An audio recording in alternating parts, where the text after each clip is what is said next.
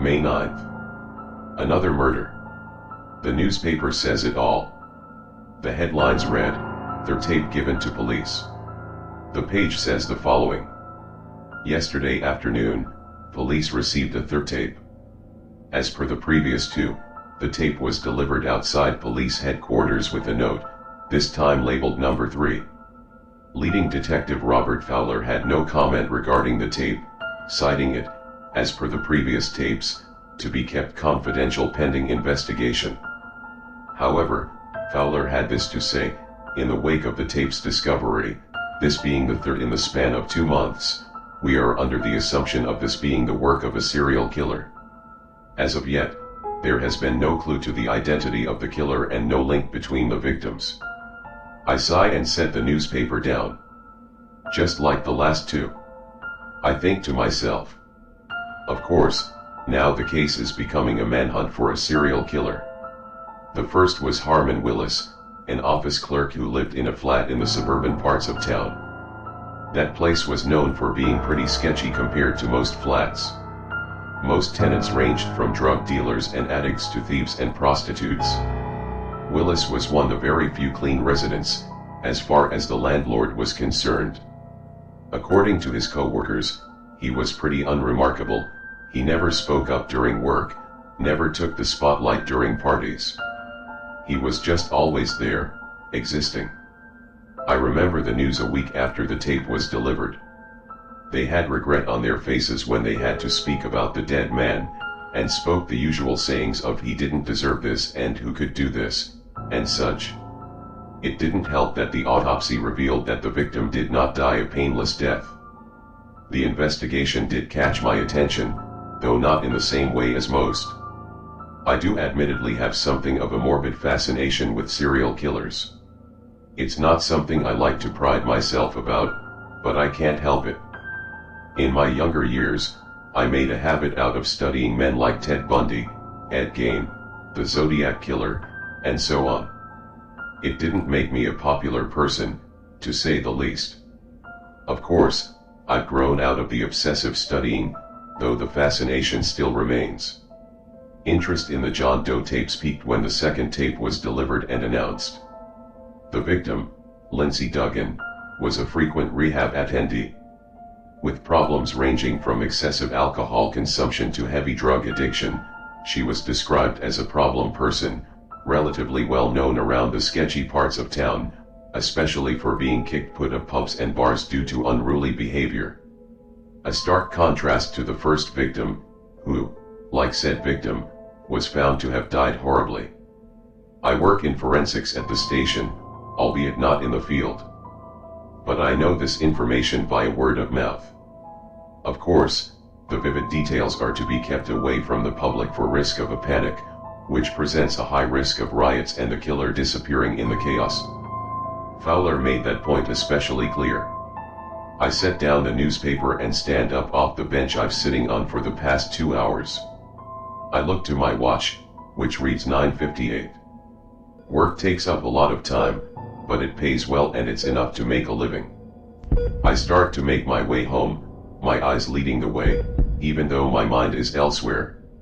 Namely on how long it'll take before they find the victim, and how long it'll take to identify the body. Some killers do like to leave a mess. May 20th, 10 a.m. The body was found last week and they finally got a name. Stephen Carver, an engineer for a power plant outside town, reported missing 4 days after the tape was delivered. The murders are happening faster, and the higher-ups are getting impatient. Are killers getting smarter, too? I'm in the morgue with the body and I can see why it took so long to get an identification. First, the victim was drained of blood. The puncture marks in the wrists, throat, and femoral artery of both legs make this very clear. Afterwards, the hands, feet and head were severed with a hacksaw. And furthermore, the body was further mutilated to the point it was practically unrecognizable. We only managed to ID the victim from the missing persons report and the address of where the body was found on the tape. This is a first, as the killer did not leave the locations of the previous 2 bodies. Suffice to say, Fowler is making a personal effort to find the one they're now calling the John Doe Killer, a name based on a note found with the first tape. It said the following: "I sent you this tape, but nothing more. You can watch if you please. Or you can leave it alone. You won't find me either way. JD." That was the only lead to go on. We checked for any suspects connected to the victims and compared their handwriting to the note. Nothing came of it. So, for the time being, we're at a standstill in the case. The best everyone can do is hope the killer doesn't strike again. June 2nd. Another tape. Same as the others. It's only a matter of time before they find the body. Perhaps they won't. The killer is stepping up the game, as the newspapers say. I'm outside in the park as usual, sitting on a bench and reading. I think about resting for a time before a voice speaks from right next to me. They won't find him. I look up to see a man. Early 20s. Blonde hair. Glasses. "Excuse me?" I ask. He's getting smarter with each murder. And by the time they find the body, he'll be long gone. I'm a little curious about this man. But I am also a little uncomfortable. "How do you know this, exactly?" I ask him, to which he replies, "I've been doing some work of my own." You ask me, the guy's an expert. And it won't be too long before he kills again. My interest starts to peak at these words. Against my better judgment, I ask, "Is there more you can tell me?" He chuckles slightly before replying, "Yes. I have a loft outside town. Best place to study. Especially since no one bothers to look around. The place is usually filled with vagrants and addicts, but I did some clearing out. I am a little skeptical about this, but I decide to go along with it anyway.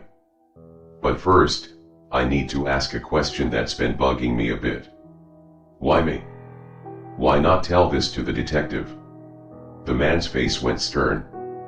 "The way that guy's been going about this case, he'll very likely just assume me to be the killer based on my research. I'd prefer to speak to someone more reliable about this." I give it some thought, but again, I decide to go along. "All right. Tomorrow. 8 p.m. If you're not there, I'm gone. Deal?" I propose. "Deal," he responds before he walks away. As curious as I am about him, I'm not sold on this man and his proposition. To me, he seems dangerous. But my curiosity gets the best of me and I head home. As I go to bed, I'm thinking of bringing some protection. I know a man for that. June 3rd, 7 p.m. I'm going over the forensics to double check for any mistakes or oversights. Nothing to be concerned about, thankfully. I'm still nervous about the man in the park, but my curiosity continues to win over my common sense. I suppose that's another unusual habit of mine. However, I was able to collect my protection from my source. Risky, but necessary. Hopefully, I won't need to use it. But you can never be too careful. During the remaining duration of my shift, I start planning how I'm going to approach this. And to me, the logical way is to hear the man out. And if he does start trouble, I can always say it was self-defense. An hour passes and I'm looking at the loft the man told me to go to. A part of me very much wants to back out, but my curious mind continues to take me over as per usual. I steady my resolve before I knock on the door. I swear the knocking echoes in my ears before the door opens a few seconds later. "You've arrived. I was beginning to think you were gonna back out or something," he says, a surprised grin on his face. I return a greeting smirk. So did I. But I suppose this was too good to pass up. I chuckle, trying to tone down the awkward silence. The man nods and beckons me inside. The first sight I see once inside is a board with multiple newspapers and notes stapled on it. Another noteworthy sight is a computer on a nearby desk. It's more than clear this man has been researching the case for some time. And my suspicions are reassured. First, I want to tape the session if that's okay with you, he says to me as he opens a door to another room. Fine by me, I reply as I follow him inside. As soon as he sits down and switches on the tape recorder, he begins the session, almost eagerly. June 3, 8:09 p.m. This session is conducted by myself and a willing member of the police regarding the John Doe murders. I enter the room just as he looks at me and gestures me to speak. Yes, I say, I am curious about your proposition regarding the case and I'm sure it will be more than helpful. He smiles approvingly before abruptly speaking, I'm Colin, by the way. Can I get your name for this? I smile and say just call me John. I close the door. June 10, 11 a.m. The news says the following. Police have just reported to have discovered the remains of forensic examiner John Hewitt, who was reported missing 4 days prior. The remains were found in a loft belonging to investigative journalist Colin Milton, who is currently being sought after as the prime suspect. The loft was found thanks to a tape delivered to the police station detailing the address. Police found numerous study material on serial killers, leading to the assumption of the John Doe killer being a serial killer prodigy. Also found was a photo of the deceased Hewitt, which Detective Robert Fowler has claimed as evidence linking Milton to the killings. Colin Milton has not been found and should be considered extremely dangerous. Good thing I kept a souvenir of our little talk.